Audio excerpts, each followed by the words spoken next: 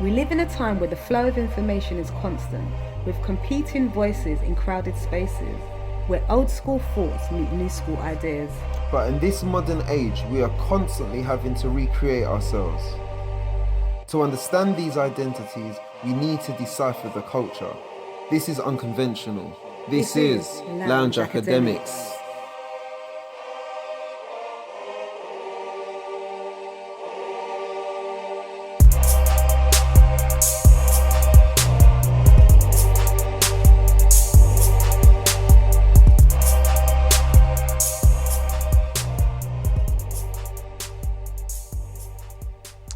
Okay, well, welcome to the Lounge Academics podcast. I am your host, Kevin Julian, better known as KJ. Welcome to Lounge Academics. And as you know, we're doing a special series. We've been doing so since lockdown has started. We started this whole period of doing 5 minutes to disrupt, and we're continuing with that theme this evening.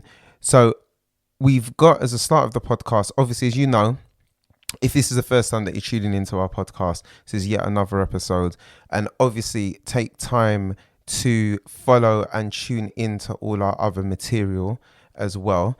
So that would be great. I'm just excited to be here for this conversation. It feels like it's been ages. I look forward to this every week.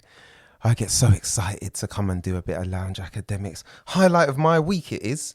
So for those of you that are just tuning in, as I've said numerous times before, do check out our backlog of material. Obviously we have a number of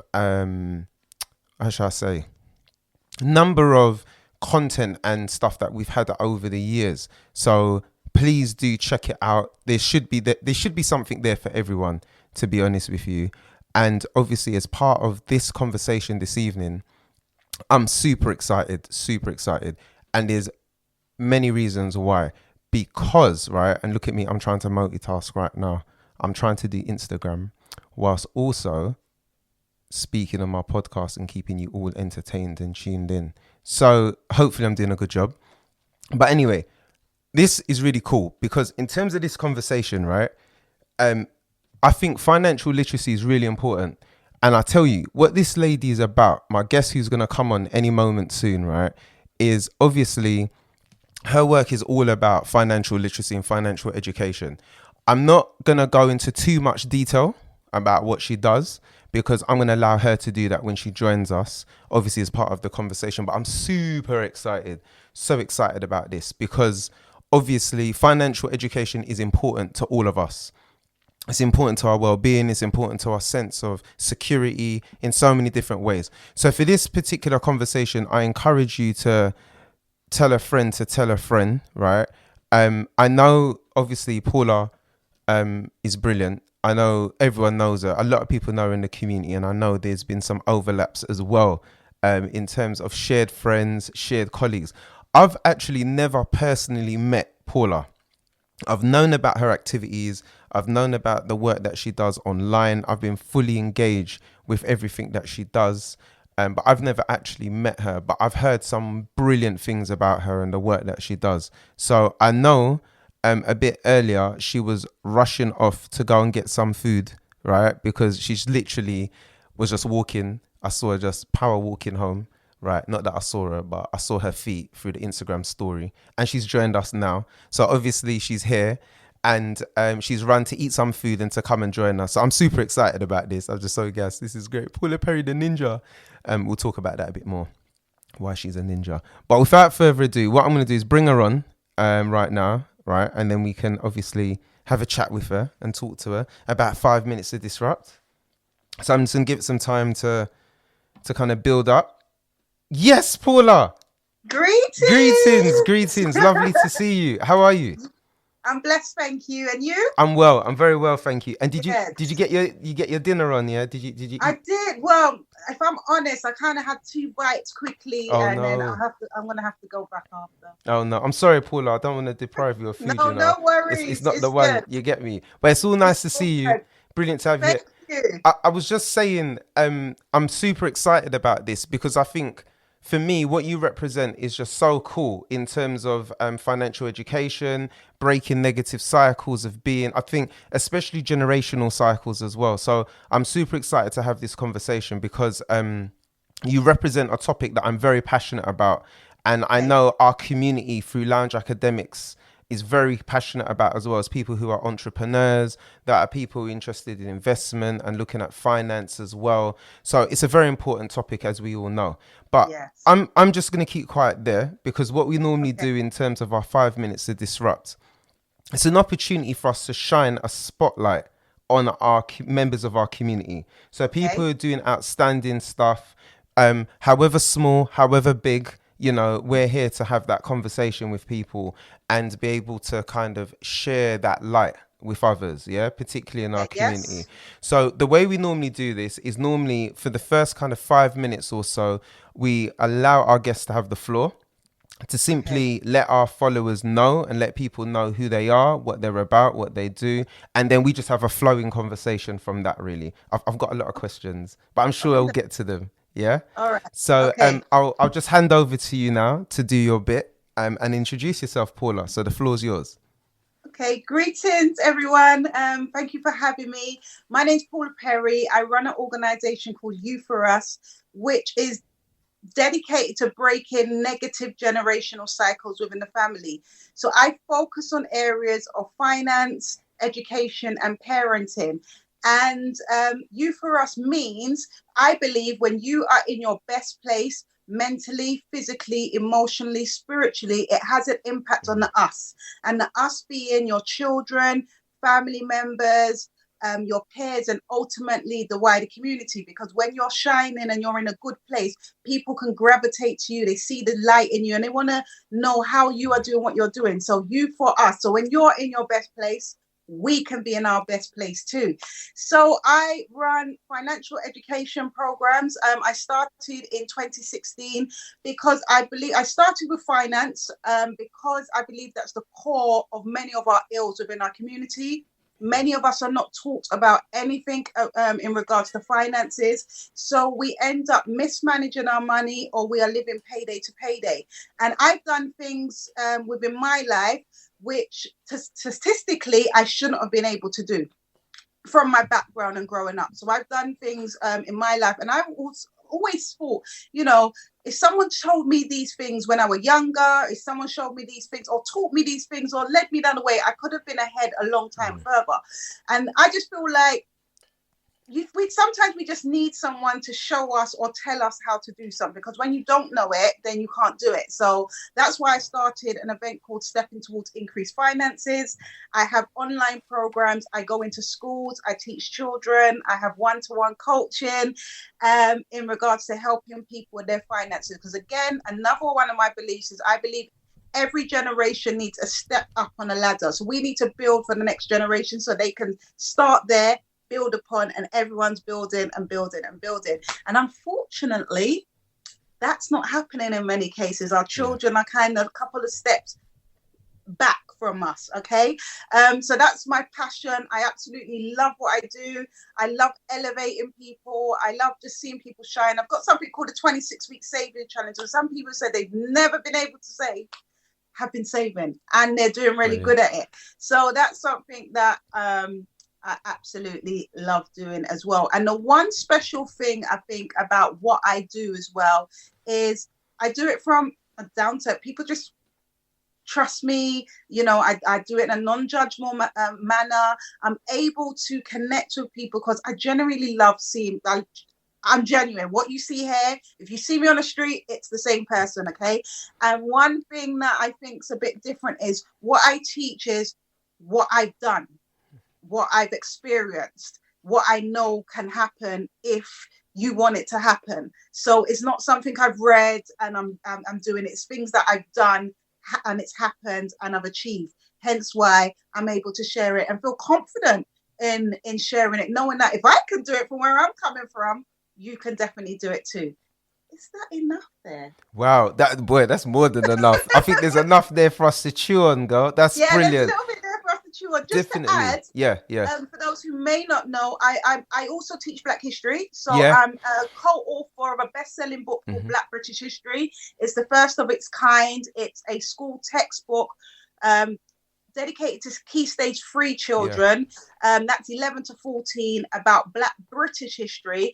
Many adults are unaware of the information, so it's good to learn together as well. But it's written in line with the national curriculum, and it's doing very, very well in showing how Black people have been positively influencing British culture from 1948 to 2016. That's modern history. So please don't say, I know Black people were here before then, but the book is dedicated to that period. Yeah. No, definitely.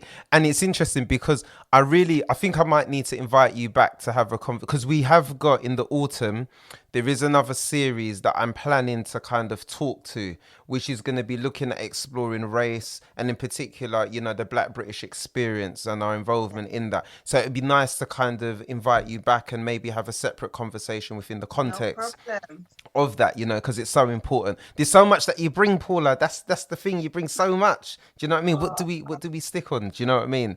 Okay, so you've been asked already for the link for that book. So if you get a chance, if you can, I'll pop if you can pop that in, that would be great at some point. Yeah, so people can get the link for that when they're ready. And for those of you that are just joining us, obviously, I'm talking to Paula Perry, as we said, you know, founder of You For Us. We are talking about the theme of breaking negative cycles, and I guess the focus for this conversation, it goes really quick, Paula. We start talking and then we blink and people are like, what, 45 minutes, an hour, what, we're done already? So what I'd like us to do is to really talk about, you know, what that means in terms of your mission, you know, what that means for you and what that means for people and engaging with that as well. But also what I'm sure that some of our listeners and people that may catch this up on catch up or may watch this later, most probably will have questions around, well, in terms of my financial circumstances, I might be in one place, i.e. there will be people that are like you said, I don't know how to save. I'm struggling to save. I'm living from paycheck to paycheck and I ain't got no money to save, right? So there'll be people in those circumstances, right up to those that might be thinking, okay, that's not really a problem for me, but I'm thinking about what's the best way to get a residual income or to get some money in, or how can I make passive income and multiply those income streams? So hopefully this can speak to people across that spectrum. And I encourage our listeners to kind of, if there are questions as we're talking and chatting through this, please chime in, throw in your questions, put them up. And obviously Paula and I will do our best to kind of navigate that. Is that all right, Paula? Yeah, that's fine.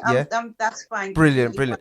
Just to add the caveat, obviously, this isn't all about, I want to add, this isn't financial advice. So for those people that are coming out here and they're thinking, right, I'm going to go by whatever Kevin and Paula says right now, I'm going to go and action this, and this is what they told me to do. Nada. I just want to put the caveat out there now and disclaimer that we're having a conversation. This isn't financial advice, but what I'm doing is having a dialogue with Paula about her knowledge, about her experience and wisdom. And we're not effectively telling you to go out and implement this, but it may be something that you might want to research. Yes. Or, as I know, financial education is in your remit, Paula. This might be something that you may follow up with Paula through a consultation or through something at a later stage with Paula separate to this conversation. But I just wanted to add that. Is that all right, Paula? Yep, that's great. Brilliant. Cool. Okay. So based on what you were saying, because you said quite a lot, but I thought just to slow it down a bit, you mentioned when you started talking, you were talking about there were things that you've achieved and that things that you've been able to do that you shouldn't have been able to, given the demographic and background. I wanted to know if you could just elaborate on that a bit more, on what that would be. Okay. So just give briefly. So I grew up what they would call a disadvantaged home. So I've practically been looking after myself since the age of 13. I was expelled from school. I'm a teenage mother. And I had parents at the time that were on drugs. So the routes that I should have gone down, if you see a circle of it, was a number of different things. So it might have been, drug abuse myself, alcohol abuse, gangs, violence. There's a number of things in the circle that I should have gone down. The one that I did was teenage pregnancy. Okay. And I believe that it was at that point with having a child that I was looking after, looking at knowing that I'm responsible for another life, was the turning point that I realized that, well, it was before then, but I'll just say from then, it was like, this child will not experience anything that I have. Yeah. So I've always been striving from an early age, even when I was like expelled from school, not because I was a bad child, but I didn't take off my baseball cap in assembly with a new teacher, headmistress. So even from then, I enrolled in myself at 15 into a college, pretended I was 16 into a YTS, and got trained as my YTS. business. What? You don't look like you know about YTS. Sorry. Sorry. Just exposing our age. You don't know what YTS is? That's like equivalent to apprenticeship. So I got my £35 a week kind of thing. Yeah, I got my MBQ level 1 and 2 in business administration when I was 15. So I've always been about self-development, personal development, all the way through. So just leading on from that, I was the person that, grandma would have said, "Oh no, Paula." Yeah. So those who's in the Caribbean background, you would know what that means. Like, you lot do not follow Paula. Yeah. But through all of that, I still ended up being the first person in my family to attend university. Okay. First person in my family to own multiple properties, first person in my family to earn over a certain threshold, first person in my family to have a profession. So that's where I'm saying that I shouldn't have achieved those things from my upbringing. No, brilliant. And thank you for contextualizing that. I'm seeing the hearts are coming up already because people can relate to that narrative. So it's important that we contextualize our experiences. And you kind of spoke as well about not having there was a gap in terms of the education, and you felt that there's this gap kind of lingers within our community, and I'm assuming those of the Black community, those of melanated peoples. What would you say is missing based on, the financial education and the stuff? What are you referring to when you say that there are things that have been missing? When I say that, it's almost like we're not taught anything from the home. So we're taught, go to school, have a good education, get a job. But we're not taught about, or people may say things like, save, but we're not taught the behind. Why are we saving? What about budgeting? How do we budget? We're not taught those things. Why you should have emergency funds. Many of us don't have emergency funds. And one thing that I've been screaming about that for years, having emergency funds. And with the current pandemic that we're in, even though health was the key thing around the pandemic, the light was shone on our finances as well. Because a lot of us were not prepared for a crisis. A lot of us couldn't go out and boat buy, as some people were boat buying. A lot of us couldn't, jobs, jobs, as we thought like our jobs are secure, we're finding out now job security isn't as secure as we would have thought it was before the pandemic. Now, emergency funds is one thing that I really bang on about, because I also call it my get vexed money. Because sometimes we're in environments, in our workplaces, where we're being violated and we can't just walk out the door because we haven't got 3 to 6 months living expenses to allow us that space to actually look for another job. So budgeting, for example, and you've mentioned earlier on, like, some people can't save or they feel like they can't save, but sometimes it's the mindset thing. So I look around our financial mindset as well, because there's things in the Black community that we are told about money. So what's some of the main things that we're told? Give me one of them, Kev. What is one of the things that we're told about money? What we're told about money? Well, us within the community. Like what sayings? We've always got sayings within our community. Tell me a bit more. Help me out, because I've gone blank. Things like we got things like money don't grow on trees. Okay, yeah. So we got all these different sayings. One key one is money's the root of all evil.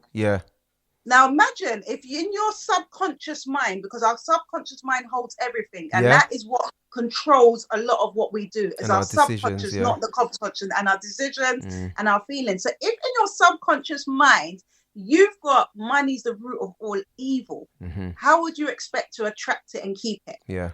It's an energy. You understand? Yeah. It's an energy, yes. Yeah. And the key thing about that, I just want to clarify something here, because that comes from one of my favorite books. Yeah. It doesn't say the money is the root of all evil. It says the love of money. Yeah. Is Yeah. the root Amen. of all evil. When you love money, you will do evil things to get it. Yeah. Not the money's the real evil, talk. right? Real You talk. will love it so much that you would do certain things to get it. Yeah. So that's what I mean by the education in understanding that my saying is that money is a tool to create more money. It's not just a tool to be spent.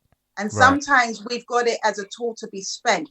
And again, you know, I don't want to go too deep, but things can go back to the pathology and, you know, coming from being enslavement up until now, where, you know, as a people, sometimes because we've been told we can't have in certain areas, when we do get to a certain point, we may overindulge. Yeah. So we have things because it makes, we may not, how can I put this?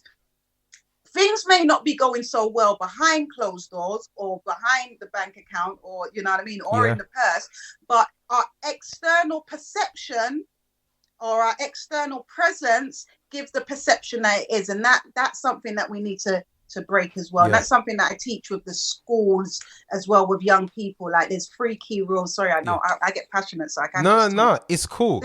It's cool. I mean, definitely. I get passionate because there's 3 things I teach when I'm in schools. It was about living simplistic. Save 10% of all that you get, because sometimes we pay everybody else. We've worked for the month.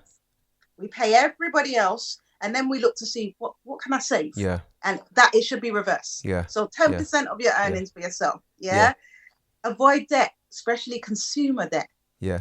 Yeah. And then how can we use our money to invest to create more money? So when I say that to the children and I ask them for example, it brings joy to my ears when a young person, one of them said, when I asked what's living simplistically, they said, you know, if you drive a Ford instead of a Bentley. Yeah. Yeah. Now, so I like that the child was actually thinking in that and context. To connect with that. Yeah, definitely.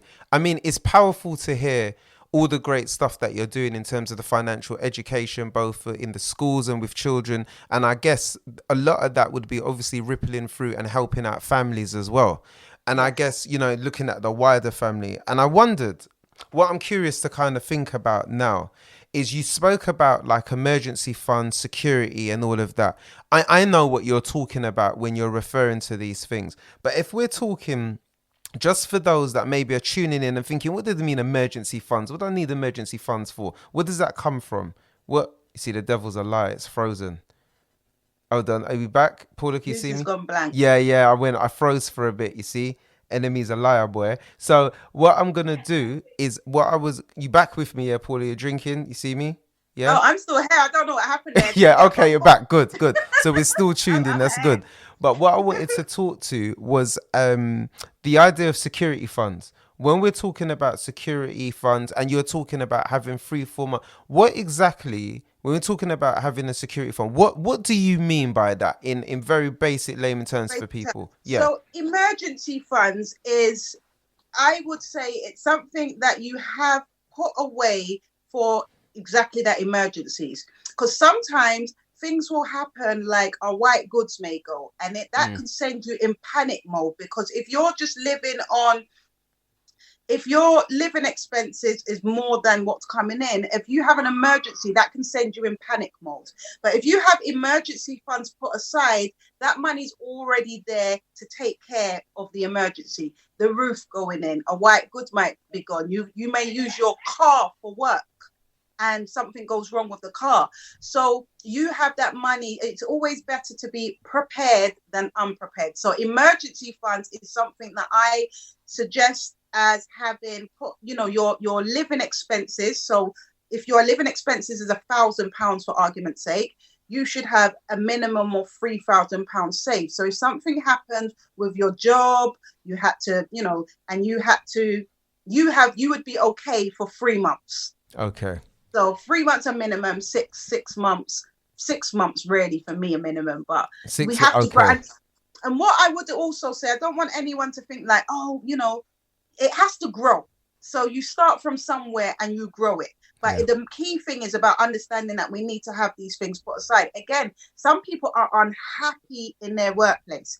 It has an impact on their family. It has an impact on their well-being. And I feel if you had 6 months savings put aside for your living expenses, it will be easier for you to say, you know what? Yeah. I'm going to look for another job because this is having an impact on my well-being. And then in that time, at least, you know, your rent is covered or your mortgage or whatever is covered during that period. Yeah. So your bills are all bills, covered during that period. And all that's covered. No, definitely. Yeah. And would you say, I mean, for some people, when we're talking about the emergency fund, would you say there's some little rules around this fund? Because some people, what would we classify as an emergency? I know you talked about white goods going, but some people might see other things as an emergency. Do you know what I mean? Right. Yes. Yeah. So I think it might be helpful to clarify but what some of those things would be in terms of an emergency and what you might need that for and what might need to be prioritized. So it could be something going wrong in the house. So you may need to, your roof may go. Roofs are very expensive. Yeah. So it may be something that's going on inside the house. It may be an emergency that you need, something happens to a family member abroad and you need to get up and rush off. It may be a medical expense that you need to take care of.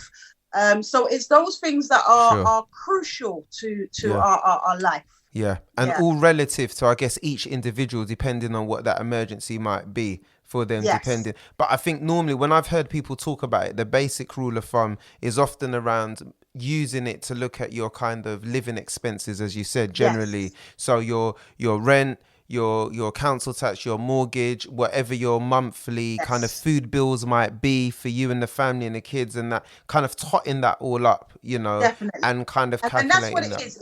It's the family stuff, because some of us are in workplaces that we may not get. If you were off sick, you may not get any pay until you go back to work. Hence why with and we mentioned, I didn't mention it in the thing. Hence why when I got trained to be a financial advisor specializing in insurance, that's something that I put in place for a lot of my clients who are self-employed or who have 0-hour contracts, that they've got income protection. Yeah, exactly. So if you've got an emergency fund, that's kind of like your income protection for a period of time, where obviously if you got insurance, it takes you longer than that. But that's what emergency funds are for. Brilliant. And I guess for some people, that a common thing is often, because I'm going to talk about the policy stuff as well. I want to kind of come on to that and look at life policies and the importance of them and the relevance of them. I just wondered, from those that are maybe struggling to save, I know, obviously, this is a big area for you. This is something you're passionate about as well. So what do you currently have in terms of programs, or what would you be advising people? How can people kind of connect with you, or what little tips would you be giving now with regards to, what I've realized with savings as well, there's quite an important thing. And I always say that your money, where your priorities are, your money flows. Where I'm going to say that again for those in the back. Where your priorities are, your money flows. So sometimes we haven't got money for savings, but we've got money for those other things that we may do. So for the gentlemen, I don't know, it might be your Saturday night out with the guys when you get a bottle of brandy or whatever it may be, your thing, smoking cigars, I don't know. For the ladies, it might be our beauty stuff and so forth, which I'm not saying we mustn't have, but we're up, we have that money for those things that we want to have.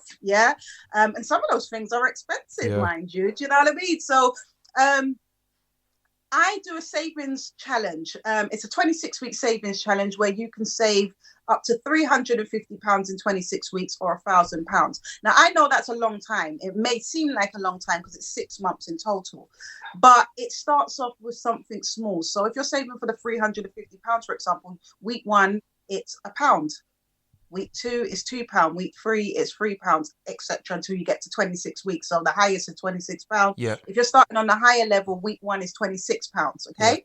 Now, I've helped over 1,500 people have actually done this challenge. Okay. And then they shared it with their family and friends. Yeah. And some of them, I get feedback all the time, like, Paula, this challenge is amazing. I've never been able to save before. I'm doing it again. Now I'm doing it the bigger tin. Now I'm doing 2 tins. The kids are doing it. The husband's doing it. Yeah. Everyone's doing it. Now, for me, the target is important.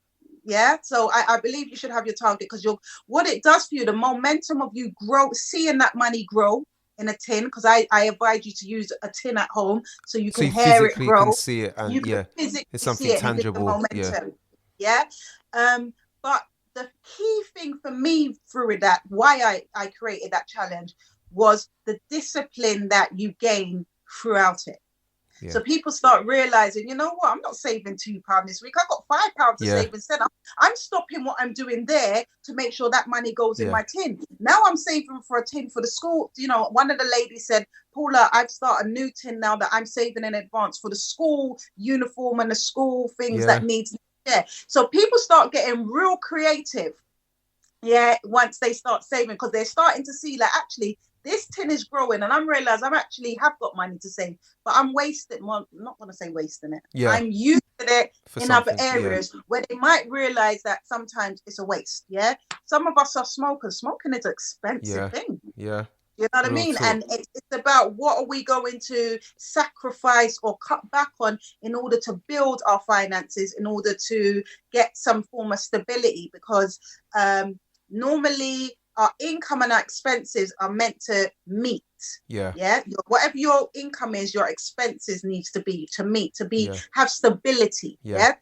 Most of the time, that's not the case. Our expenses, outgoings are more higher than our income. Are way more than what we've got coming in. Yeah. No, definitely. And I think that's why I wanted you to kind of really speak to that, because I feel what I'm getting from what you're saying is this is about a mindset. This is about discipline. This is about getting yourself into a routine and a way of being, you know, where, you know, when you start to get creative and you start to have fun, then obviously, you know, the family can get involved, and this is something that everyone can jump in on. And I can see there's a lot of comments firing up as we're talking as well, because like I've seen one that someone's, and if this is true, someone said some people are scared to plan for tomorrow. Yeah. And that's the thing, as a people, as my people, as melanated people, in other cultures, they're planning for like 100 years ahead. Yeah.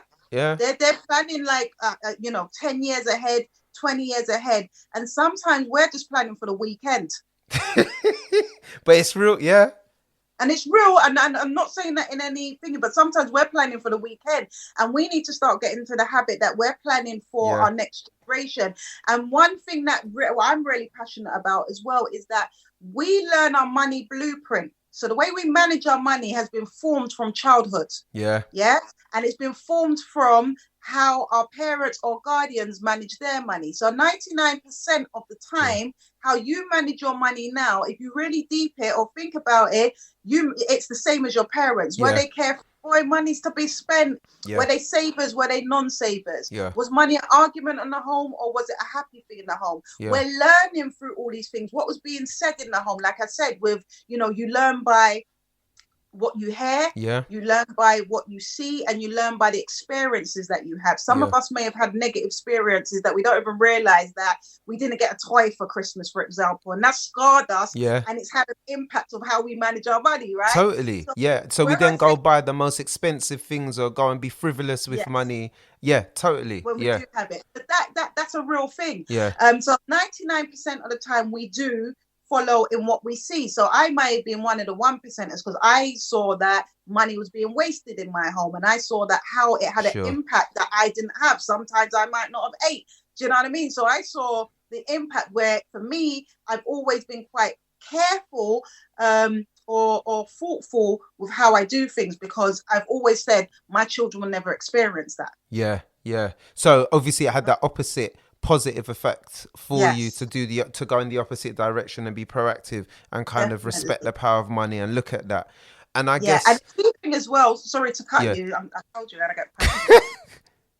Kind of talk a lot. It's okay. So the key thing as well for me is, again, these habits with our finances, we are transferring onto our children. Yeah. And that's where I talk about breaking negative cycles. Mm-hmm. So with my children, when they started working, for example, the key things I used to say to them is, listen, you can save half of the money you're getting. They're like, what do you mean save half, mum? You're not used to this money. You didn't have it before. Yeah. So what you get in that wage pack, you can save at least half. Yeah. Yeah. Because you're not used to getting it. Yeah. So then they get into the momentum of doing that. Yeah. And then, you know, when my kids, sometimes I test them. Yeah. Yeah. So I will ask now and again, can you lend me $2,000? Can you lend me $3,000? Yeah. And they'll be, okay, yeah, mum, when do you need it? I don't need it, but I just want to know you got it. Yeah. That's right. Yeah. Yeah. Real talk. So it's good, and it's important to break those generational cycles, like you said. And I think it has to start somewhere, and that's the key to this process. Because for me, I think a big issue is this issue of debt. Yeah. So I know at the moment, whether that's consumer debt, I'm talking about like credit cards, whatever, all that stuff. I know already there are people that really suffer with that. I know for me, that hasn't really been my kind of issue for me personally, but I know people in my circles. I know there are people that struggle with debt or have made wrong decisions in terms of investing in things, and it's all gone pear-shaped, and now they're they're worse off as a result in terms of their finances. So if there are people who are thinking, okay, I would love to save, however, I'm in serious debt, you know, I've got this dark clouds kind of hanging over me, I need to kind of get certain things sorted, and I can't really save or look towards the savings to put down for a deposit for that mortgage or for that house or for that car, or whatever it is that they want to prioritize. What would you be saying to them, P?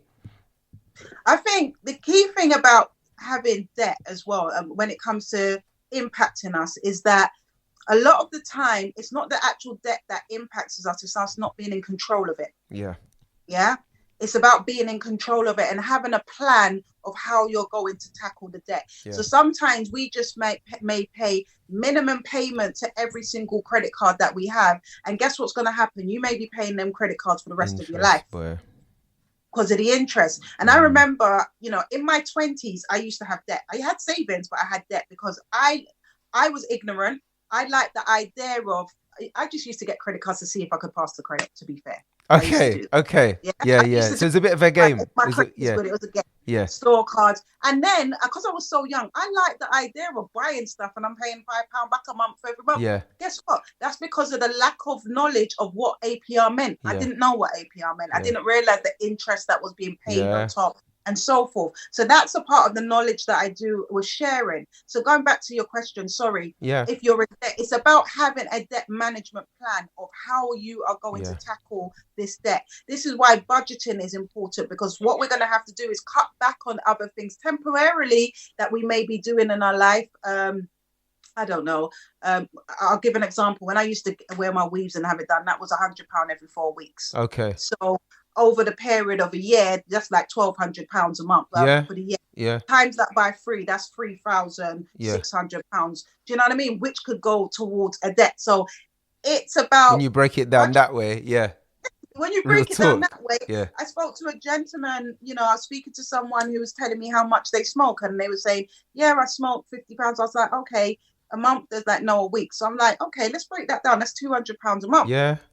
How much is that a year? So sometimes we need to break down the other things that we're doing in its totality, and then how much of that could be going towards our debt as well. But sorry, I kind of drifted off there. In regards to a debt management plan, when you have a debt management plan, you've got a plan of how you are going to tackle each of your debts to get them reduced quicker.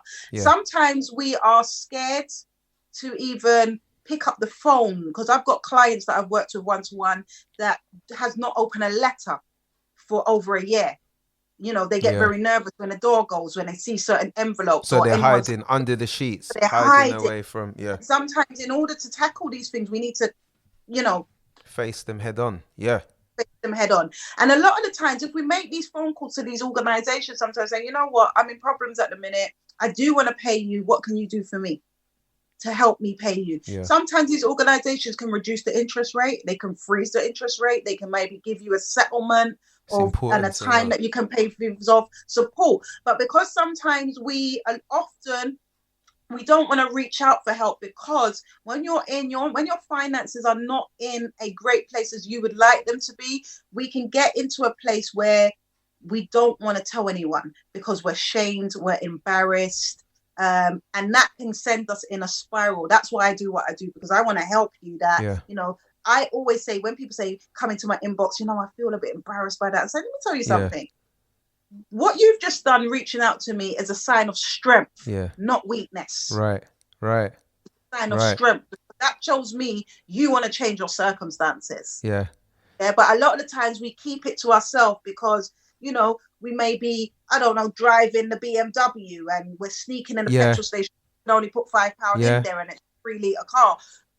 I just use these things as metaphors, but it's important. But it's important for people that is exactly that is happening. Yeah, of course, of course it is. And I feel that's another bind in itself. That's another trap that you're having to try and keep face. And I think that further kind of reinforces that ability to be able to seek help when you're feeling that you got to be seen to keep face with everybody, when actually you need help to kind of get out of your circumstances or to find a solution to an issue. And I think that's very important what you're talking about. I see Stubbs Disability Life has said it's about setting targets and having self-control. Totally. It's about that. And I think sometimes that can be a real challenge for people to do that. So in terms of the kind of the debt stuff. So I know kind of moving from that, it's about having the debt management plan. It's about looking at these things and working through that process. I know there'll be some people here that are also very keen to think about their looking at investments and looking at, because everyone since Black Pound Day, and I mean before then, it's safe to say that I think there's been a huge interest within the Black community. I know we are big consumers. As a community, we're huge consumers. But I think there's been a huge wave over the last few years in an interest in terms of looking at entrepreneurship and developing passive income and residual income and all of that. I just wondered, Paula, if you could speak to that a bit in terms of looking at investments. I know you spoke about owning multiple properties in terms of multiple streams of income, etc. I thought it might be important just to get clear for people what we're talking about when we're talking about this residual income and all of that and what's available. That's fine. I feel like right now I think we're at a point where we're actually realizing that one income ain't making it no more. It's not making it no more. And I believe that we all got individual talents, knowledge, experience, unique skills that we are able to use to monetize and bring in residual extra income. And it's about identifying what those are and try and using those to bring in income. It may be, I believe everyone's got a book in them, for example. So my book is an asset to me because it brings in money while I'm sleeping. People are buying it while I'm sleeping. I wake up and I'm like, oh, I've got orders, I've got to send it out. So I believe everyone's got a book. So it's about finding different ways that you are able to bring in extra income. You may have savings there that is sitting down and it's not earning a lot of interest. There's a saying that says, poor people pay interest and rich people gain interest. So it's about looking at these types of things. So for example, when I first started investing in stocks and shares, I'm sort of person that I need to learn. Do you understand? So it's still doing due diligence. It's still understanding what you're doing. So any investment that we do, we need to understand what we are doing. But sometimes you have to take those little steps. You're not putting no big money into anything. I've got an event coming called Stepping Towards Increased Finances this month, and I go into what I've done and how you can do things. But it's about looking into different opportunities that are there for you. And many people are unaware that you can buy shares for less than £1. So to me, we can all have shares. They're different amounts, but we can all afford to buy a share because many of us are unaware that opportunity is there for us and know that there's shares that cost less than £1. And equally, I'm aware that, sorry to cut you, Paula, but Yeah. I'm also aware that shares for some people can often be quite a scary prospect because, Yes. with any depending on what level of investment or what you're investing in, you're going to have to be willing to take risks. Yes. Within that, and I think that often when I've spoken to people, particularly and I know there's like forex trading, there's investment stocks and shares, people get a bit worried and a bit concerned and a bit anxious because they're like, well, I don't really know this that area well. Pardon, sir? And this is where your own learning has to come kick in place. This is where you have to do your own due diligence. I remember when I first started doing in stocks and shares, I remember buying shares in an AI company. And the only reason why I took the leap and done that, because what I was reading, I started to understand that robots are taking over jobs. Yeah. Yeah. So you've got certain organizations like O2 where you had people manually doing the chips, where robots are doing that now. So that was the due diligence. That was the reading that I was doing that led me to say, you know what, I'm going to invest in this company. I think it was £1 something at the time. I bought £1,500 worth of shares. I think a year and a half later, those shares was £16,000. Now, I weren't no big expert or nothing, but it was just through the due diligence. What I was reading, it made sense. Yeah. Yeah. Some things will make sense. For example, if anybody knew that we were going to have the pandemic now, they would have thought in advance. Zoom, trust me. What? Organization to tap into, to buy into. A lot of organizations, when Netflix first came out, people would have been thinking like, who's sitting down there watching? No one ain't going to be watching Netflix. Look at it now. So it's about thinking ahead. It done destroy the DVD, boy. Exactly. When people are going blockbusters and people are talking about Netflix, I'm thinking, no, I want to buy my VHS. Remember when you had your VHS and people were talking CDs? We're like, no, what do you mean? Circle? But things evolve. But the people who were thinking ahead and thought that made sense and invested in those organizations paid off in the long run. So with investing, especially with us women, I'm just going to talk to my sisters right now. Like, as women, we like to know 99.9% of things before we even step out to do things, compared to men. Men who might want to know 30% of how to do things, and then they will try. Us as women, we want to know 99% or something before we try. And we need to kind of step out of that and take those little risks. I'm not saying to risk all your savings. I'm saying you might just, what you can afford to lose might be £50. It might be £100. It might be £20. But it's about trying. And I just want to give out, there's a website, there's a free investment app called Free Trade. Okay. Now, Free Trade is an investment app that you can use, and you could just start off playing around. You could just put a little £20 in there, and it's got loads of shares. You can look at the shares, go on to maybe something like Yahoo Finance, read up about the shares, what they do. Do you know what I mean? I'm not saying you must be, skimming across things, but you might could just dip your toe in small, because if you lost that's a good way to start. It's a good way to start for you to start getting into the habit of things. Because I know for me, and I know a lot of women, we like to know all the information before we even want to start. I mean, it's safe to say, I think there's some brothers that are like that as well. I think I'm someone, depending on what it is, I think there's definitely brothers that I know that are very risk adverse. Do you know what I mean? They're not about to jump headlong into anything until they kind of fully know.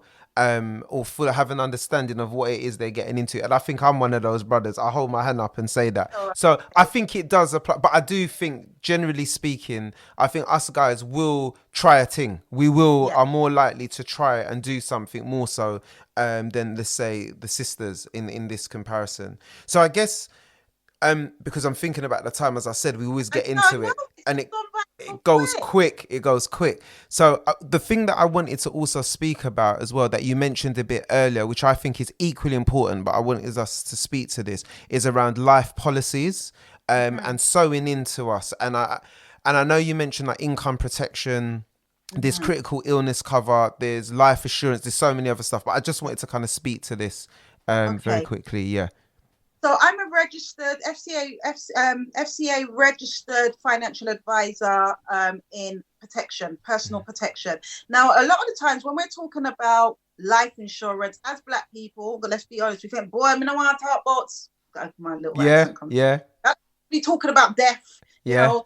We don't want to bringing something upon yourself and all that. Yes, but what I would like to say is that it's not talking about death per se. It's about, again, you planning in advance for those you love that you're leaving behind. Okay. So a lot of the times we think about it negatively when we need to switch that on the head, because right now, so I've been going to too many young funerals. Too many young funerals. In the last 8 weeks, I know 3 people who have passed away, heart attack, stroke, one just went into a coma. Okay, this is nothing to do with COVID. So a lot of the times it's about planning for the future because we're of those that we're leaving behind. So you mentioned some of the policies that there are. A lot of the times for critical illness, for example, is a policy that's in place that if you are diagnosed with a critical illness, you are provided with a lump sum of money. A lot of the times when we are ill, we haven't got the time to recover, look after ourselves, because we have to rush back out to work because bills need to be paid. When something like that in place, it allows you to relax and focus on your health.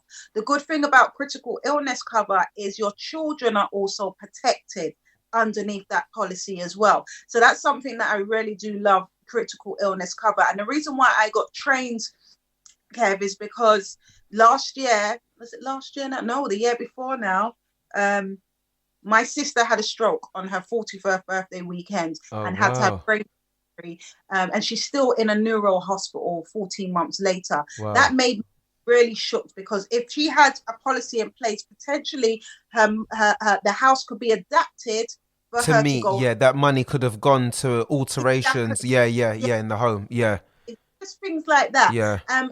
So young. So a lot of the times we feel like that happened to me, but we all know someone that maybe have had a critical illness, and sometimes it's about putting things in place that if you are the breadwinner, you look after the children, whether it's husband or wife, whether it's mom, especially if you've got children, if something happened to you, you would like to know that your children are going to be taken care of and you've left something in place for them. So it's always about planning for the future for those that you love that you're leaving behind. So I always like to say as well, because some people, I do free consultations as well. Some people want these in place, but they don't know how to go about it, or they think it's expensive, or they feel like, I haven't got good credit, so I can't have life insurance. Those are all myths. There's nothing to do with credit.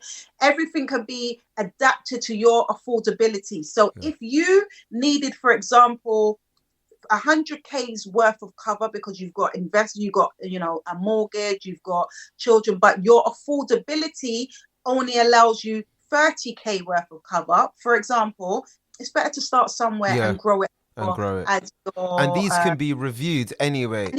I've done reviews, Kevin, that people have got life insurance out there that are for accidental death only, and they don't know that. They didn't know that. Now, when I do the reviews, I'm realizing, do you died of natural causes, your policy wouldn't pay out? And they're like, what?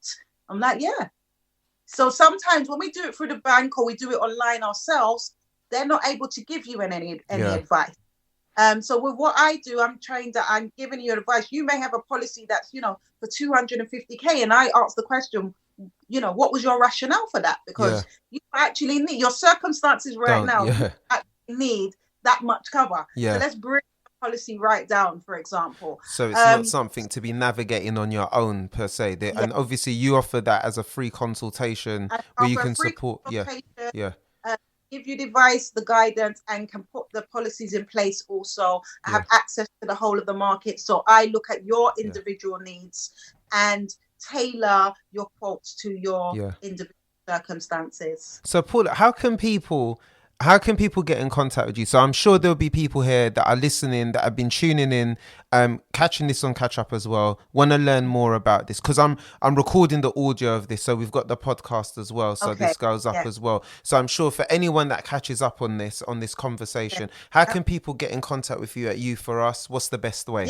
You can contact me by any of my social medias. That's You For Us.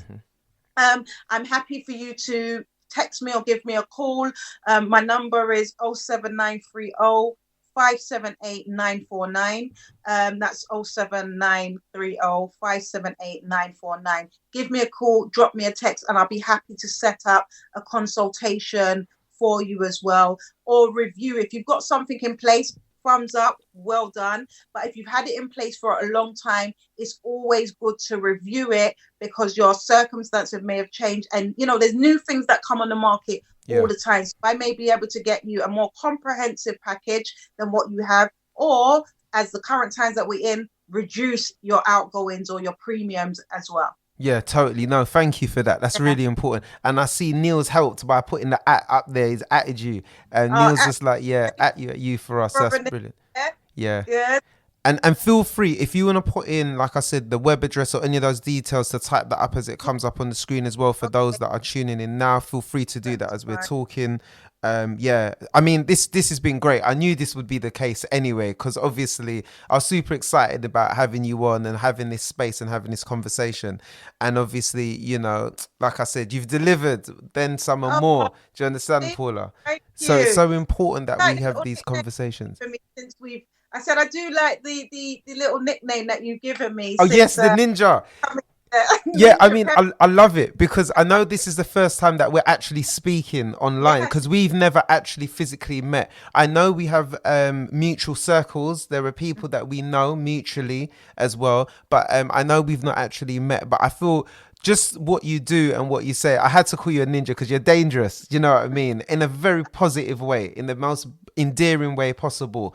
And I love the way that like, for example, a post that you did some time back where you was talking about when we came out of lockdown, we emerged from lockdown, and you was talking about how people were running to Nighttown to go mash up the place, to go buy trainers. Like coming back to like what you were saying earlier about where people prioritize their money and where it goes. So the moment we've come out of this lockdown, the first thing people wanted to do is go and spend more money and buy crepes and trainers and run out here. And did you really need those trainers? Did you? That's it. So I'm loving the content. Well, before, I know time's running out. Yeah. A key thing is knowing the difference between needs and want, because most of the times we're like, we need this, I need that jacket, I need this, I need that. Yeah. And we don't need nothing. We want it. And I know us ladies, a lot of the times we see things and we feel like we need it, and then we go home and we see things with tags on it that we needed then, and we still haven't worn. Yeah. And real talk. No, definitely. I mean, Paula, it's been great.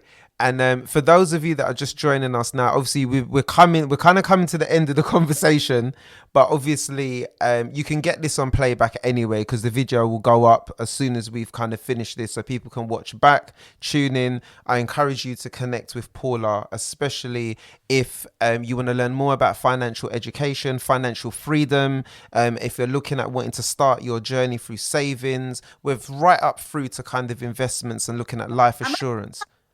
Kevin, on the 27th. Okay, cool. Yeah. A webinar on the 27th. It's my first one doing it online, because I do an event called Step Into Water Increase.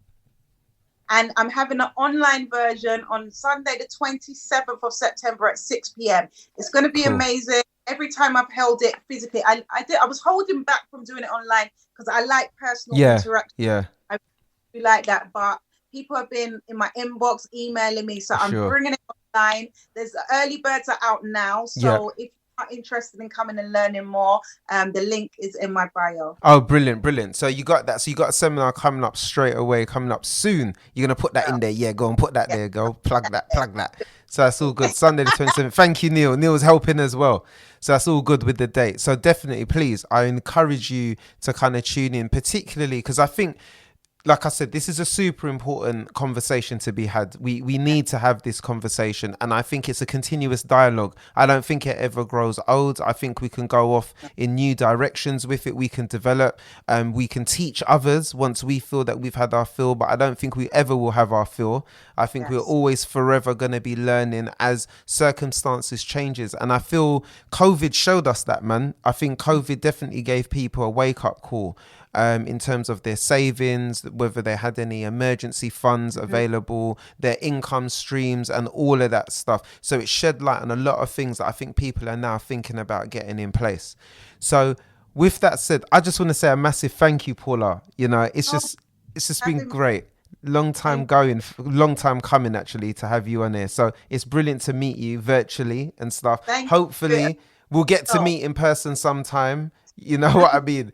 Given all I the look- restrictions, definitely. So I just want to say a massive thank you. And obviously, for those that are tuning in, if this is the first time that you're tuning in to Lounge Academics, as you'll know, well, if you may not know, this is about providing teachable moments. Yeah. So our platform is a learning platform. So we're always about sharing knowledge, shedding light on wisdom, on knowledge in our community. And it's always about getting people the knowledge that they need and to share that, you know. So that's why I always encourage people to come with their minds open to kind of hearing new things and having a willingness to kind of learn and being open to that and take some risks in their learning. And that's what our platform's about. So you can catch up with some of our other stuff. We've been doing the 5 minutes of Disrupt for several weeks now. I think we're like in our 8th or 9th week right now. So we've been running since lockdown. And also we've got our YouTube channel where we've got content there. So you can catch up with us on our backlog of interviews and stuff that we've done on our YouTube channel. And obviously there's our podcast that you can find at Lounge Academics. But I just wanted to say thank you, Paula. It was great. No, definitely. We got to revisit though, because like I said, we're doing another season where we're going to be exploring race. So I definitely want to get you involved as part of that conversation. Definitely within the Black experience, the UK experience around Black history in particular. Okay. So it's been great. It's been emotional. Thank you, Paula. Oh, do you know what I mean? thank you. Right. All right. So you take care. Stay blessed. Keep doing all that great stuff. And we shall be in contact very soon. Yeah. Bless you, Paula. Thank you.